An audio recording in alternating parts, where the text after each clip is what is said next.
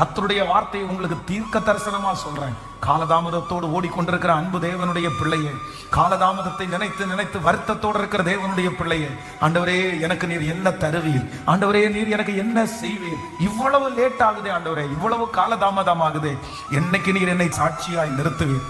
என்னோடு கூட சேர்ந்த நிறைய பேர் வேகமாய் ஓடிட்டே இருக்கிறாங்க.